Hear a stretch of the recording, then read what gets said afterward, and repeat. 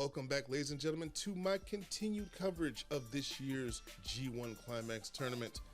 We are on night 4. I have 4 tournament matches to go over, and let me just say that tonight's matches way better than the previous nights. I was a little bit rough on night 3 because I didn't agree with most of the booking, except for maybe one match. I think Goto deserved a win over Naito. The other matches, I can't agree with that. So let's get into these matches. Starting out for the C block, we have Zack Sabre Jr. defeating Aaron Henare. And this is a first singles match between these two guys. During the opening sequence, I'm thinking Zack is really good at lulling his opponents into a false sense of confidence. First chance he gets, he's gonna grab one of your limbs and start to pick you apart. Henare is utilizing a hit move strategy against Zack, so he can't keep a hold on any body part. But Zack, being the wily veteran that he is, he realized that Henare was doing this and started goading Henare into a striking contest. Henare, however, keeps his emotions in check and continues with the hit and move strategy, which seems to be working. Zack was neutralized by this, not being able to tie up Henare into one of his million holds. It wasn't until Zack started slapping Henare that Henare began to lose control of the match, but Zack gets caught slipping, and he gets caught with a rampage once he got too cocky.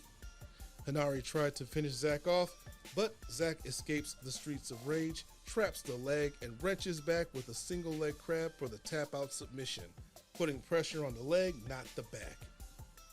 After the match, Henare removes his boot and ices his Achilles tendon. They mentioned that he had injured his Achilles when he was a young lion, had some surgery. There's a wicked scar there, so maybe Zack was just playing on that injury, that old injury. Next up, for the D block, we have Shingo Takagi defeating YOSHI-HASHI. No surprise there.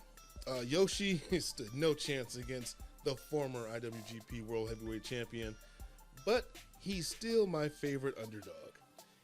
And although Yoshi loses, he loses gracefully. He always puts on a convincing match, leading you to think that he could upset anyone at any time. But this match, Shingo was having his way with Yoshi early on. But Yoshi created an opening for himself and started to get some offense in. Yoshi is a very unappreciated striker, in my opinion. He's able to hit with the best of them, and it is a hard-hitting match, as to be expected anytime Shingo is involved. Kevin Kelly points out that the Karma and Made in Japan moves are so much alike, damn near the same move. Yoshi almost finished Shingo off with the Karma, speaking of the Karma. Again, Yoshi at any point makes you believe that he can win any match. Yoshi is really bringing the fight to Shingo, even hitting a destroyer, making him really have to kick out at 2. He had Shingo reeling so much that Shingo had to catch him with a surprise roll-up for the 3 count. So Shingo, in my book, barely got the win, which is a testament of Yoshi's resilience. Shingo Takagi gets on the board with 2 points, YOSHI-HASHI yet to score. In the next match, we have Kazuchika Okada defeating Toru Yano for an A block tournament match. And this is different Yano. He is not joking around. He seems focused and all about business going up against Okada. Yano attacks Okada before the bell and is very aggressive towards the Chaos leader. Okada matches his aggression, but Yano does not let up, using chairs, the barricades, wrist tape, exposed buckles, you name it. It seems like the old Yano has come back to challenge Okada. And I kind of like when he does that, when he brings out a little bit of the old Yano. Don't get me wrong, I do like, the ha-ha joking Yano, but again, I wasn't watching New Japan when Yano was brutal Yano, and I want to see more of that. Using his old strategies, Yano kind of caught Okada off guard, and he had a tough time combating Yano early on in the match. Yano had just about an answer to anything that Okada threw at him. Yano even pushed Red Shoes at one point when he tried to stop him from bringing in a chair. I really enjoyed this match. Yano was able to throw Okada off his game, and Okada had to finish him off with the money clip. He was not able to get the Rainmaker, and post-match, Yano kind of reverted back to himself and became very apologetic, and Okada seemed to understand. Again, this is the G1. All bets are off. There is no friends. It is all about you racking up the most points that you can. Speaking of which, Okada is now leading the block with 4 points. Yano has 2. And in our main event, we have Jay White defeating Tomohiro Ishii. Going into this match, Ishii is the one who is 3-1 against Jay White. The one loss, I believe, was recently when Jay won the Never Openweight title from Ishii.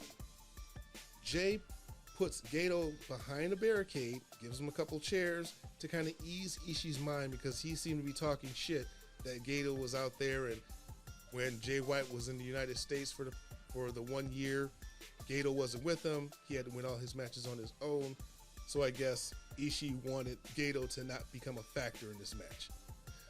Jay doesn't bail out right away like normal. He actually takes a more aggressive approach with Ishii, but he is overpowered. He goes to the outside to bait him out there to gain the advantage. Ishii's not buying it, so he grabs a chair, distracting the ref, and while Ishii had his back turned, Gato threw one of his chairs at Ishii, taking him down. Jay obviously comes up and capitalizes on Ishii being taken down by the chair. During this match, Red Shoes is not having any of Jay's shit. He's refusing to count after he's cheated on 2 separate occasions. You know Red Shoes, if someone is choking somebody, or in this case he was choking Ishii with the ring apron, when he throws him back in the ring and tries to cover him, Red Shoes will refuse to pin. He's just like, nope, you got to do an actual wrestling move before I start counting. Ishii has his moments of fire when he starts to fight back, but the majority of the match is all Jay dominating him. You know, I wonder if Jim Cornette would actually appreciate this match. I know he's been highly critical whenever Ishii was on AEW, and he just doesn't get Jay White yet. So I wonder if someone could just send Jim Cornette this match, and I would love to see what his opinion is. Ishii struggles, but he's able to mount an attack, finally getting some of much needed offense. He keeps holding his ribs though. Jay White did a really good job of keeping Tomohiro Ishii down. If anyone deserves to do the no-sell offense, powering up after taking a move, it's Ishii. I feel like it's well-deserved when he does it. After about the 20-minute mark, these guys are working in overdrive, reversals, trying to put each other away. Ishii picks up Jay White for a brain buster, but Jay slips down, gets him into position for the Blade Runner, nails it, and picks up the victory. Jay White with 4 points, leading the B block.